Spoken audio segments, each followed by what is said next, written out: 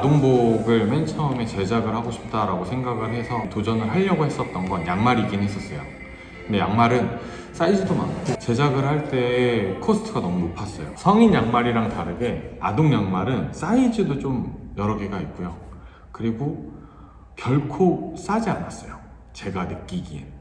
그래서 그거를 감당하면서 재고를 안으면서 원활하게 판매를 할 수 있을까라고 생각을 했을 때 좀 어려웠고, 저는 보통 접근성이 쉬운 제품 면티를 제작을 하고 있어요. 면티 같은 경우에는 뭐 패턴이라고 해가지고 옷을 자르기 전에 놓는 그 틀 같은 게 있는데, 그 틀을 뜨는 데에 추가 요금만 내면 면티는 그래도 제작하는데 큰 부담은 없었기 때문에 면티를 제작을 하고 있어요. 면티 제작은 3년차 때부터 했던 것 같아요. 1년차는 아무것도 모르고 지나갔고, 2년차 때 면티가 여름이건 겨울이건 계절에 상관없이 그냥 꾸준하게 나가는 제품들이었어요.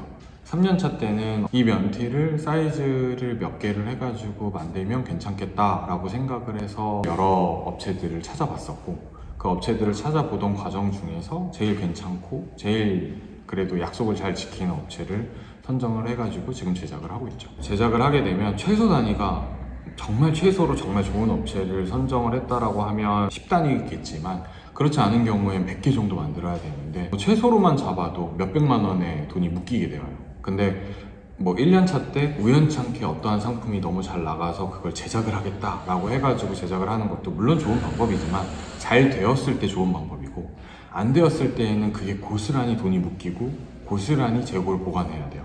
그래서 방법이 없어요. 저는 양말을 했을 때 최소로 잡았을 때 2천만 원 정도가 필요했다라고 생각이 들었어요. 근데 면티 같은 경우에는 사이즈별로 했을 때 대략 100만 원 정도의 예산이면 된다라고 생각을 했었고요. 물론 이거는 제작 전 단계에서 제가 계획을 하고 수치로만 생각을 해놨던 거고, 샘플을 받아가지고 다시 제작하고 또 다시 샘플을 만들고 하게 되는 과정들이 다 생각해보면 맨 처음에 그냥 수학적인 계산으로 했을 때보다 한 1.2배에서 1.5배 정도는 비용이 더 들어갔던 것 같아요.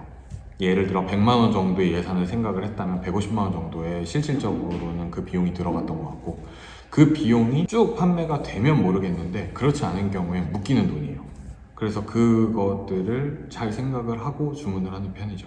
그래서 저는 그래도 최소 1년, 한 계절은 다 돌아보고 쇼핑몰의 흐름이라기보다는 이 시장 업계의 흐름 어느 정도는 알고 나서 2년차 때에 시작을 해도 늦지 않다라고 저는 추천해 드리는 편입니다. 제작과 매출의 그 상관관계는 거의 없다라고 생각해요. 해당 상품의 출고량을 보는 편이에요. 매출은 사실 전체적인 상품, 저희 쇼핑몰에서 판매하고 있는 많은 상품들이 매출을 견인하는 거고, 제작 상품은 어떠한 특정 상품을 골라야 되기 때문에 그 특정 상품이 히트를 해서 꾸준하게 나간다라고 하면 제작을 생각을 해보는 건 좋지만, 이 계절이 언제까지 받쳐줄지는 역시 모르는 거예요.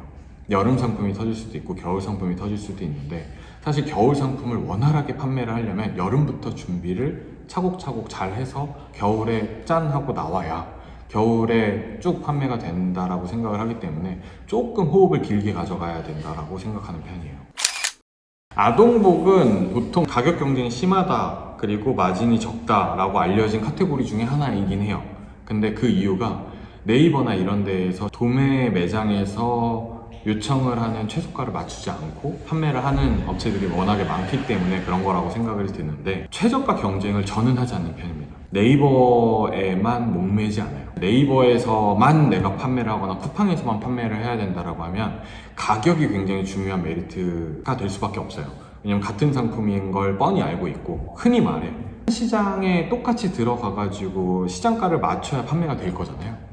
근데 저는 이 시장 안에서 속해 있는 것도 물론 중요한데 저만의 시장을 만드는 것도 중요하다고 생각하는 편이에요. 그래서 메타 광고를 열심히 하고 인스타를 열심히 하고 자체적인 광고 활동을 열심히 해가지고 매출을 끌어올리는 데 집중하는 편이죠. 저는 CS를 핸드폰으로 다 떨어지게끔 만들어 놨어요. 그러니까 요즘 CS를 관리하는 어플들이 많잖아요.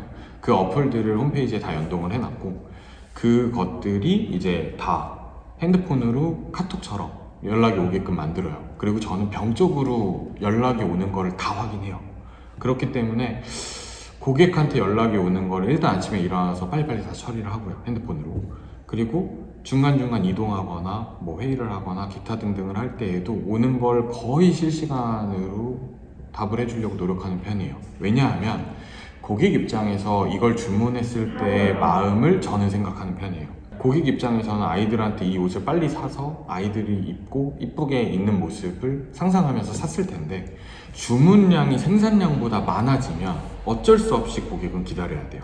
근데 아동복 같은 경우엔 사이즈가 많고 색깔이 많아요. 그래서 실시간으로 재고를 확인하기는 어려워요. 그리고 우리 같은 소매점은 보통 밤에 열리는 도매업자들과 얘기를 하게 되는데, 그 도매업자들이 낮에 보통 잠을 자고 있기 때문에 답이 빠르지 않아요. 그래서 밤에 오더를 넣을 때 확인을 할 수가 있고, 근데 리오더나 고객이 기다리는 입장을 저는 충분히 이해를 하고 시작을 하지만, 어떤 고객들은 이번에 처음으로 인터넷으로 아이 옷을 구매하는 사람들이 많을 수 있어요. 근데 그런 고객님들 같은 경우에는 처음에 이해를 못할 수 있죠.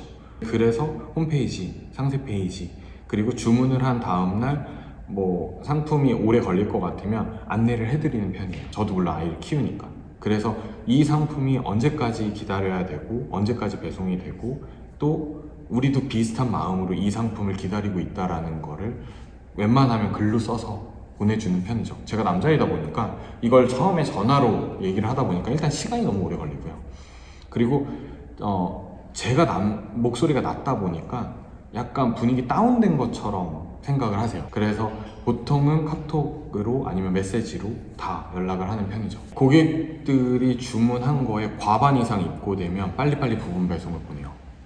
그래서 10개를 예를 들어 주문을 했다. 근데 5개 정도 입고가 되었다. 그럼 5개를 먼저 보내면서 미입고된 상품이 이러하고 대략의 입고 일정이 이러하다. 그래서 언제까지 준비가 될 것 같고 다시 출고를 하면서 연락을 드리겠다라고 고객한테 연락을 일일이 다 하나하나 하는 편입니다. 저는 택배비를 더 내주는 것보다 한 명의 신규 고객을 데려오는 비용이 더 크다고 생각해요.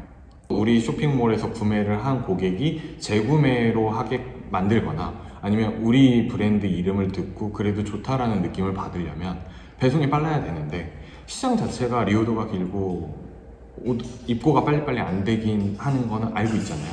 그렇기 때문에 부분 배송을 해주면서 추가적인 배송비가 드는 거에 대해서는 감수하는 편이에요.